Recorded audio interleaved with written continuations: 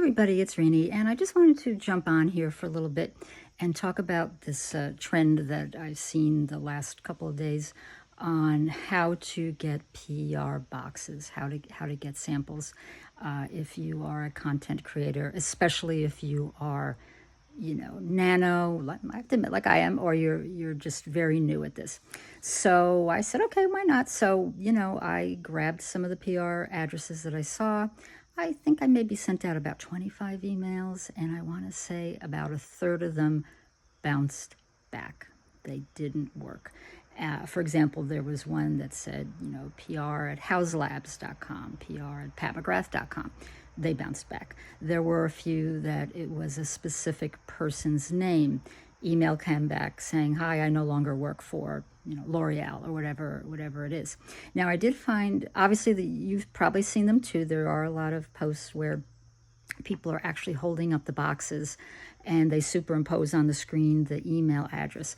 I might tend to believe those a little more than the posts that are nothing more than a spreadsheet of email addresses. I think it's going to be a mixture of some are legit and others it's either completely bogus information or it is vastly outdated. So my unsolicited advice is go to the website of the brand you're interested in, scroll down to contact, and sometimes you will see a specific email that will say PR or marketing at such and such. If you don't see anything and all they have is hello or info or even customer service, just go for it. Because I have had situations where all there was a customer service, and I would get a response saying, hey, we are going to forward this to our PR team. And keep in mind, sometimes these companies use third-party PR firms. It's not necessarily in-house. What I would put in the subject of the email is maybe beauty/lifestyle influencer or content creator seeks PR list inclusion. And then in the body of your email, just, kind of say who you are. If you do have some followers and you can look up your stats, maybe say, this is my current follower count.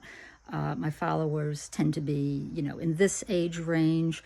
United States is the top country. New York City is the top city. The ratio from women to men is, 90% to 10%. And, make sure you include all your mailing info and see what happens. Yes, you can try DMing companies here on TikTok or on Instagram, but I personally would start, with an email first. Another thing you can do when you are an emerging content creator, because this is what I did when I started doing this, I think it was 2018. I spent the money and subscribed to a few subscription beauty boxes just so I could get product to make content out of. And hopefully as you make content, tag the company. They may in fact reach out to you and say, hey, we'd love to send you some PR.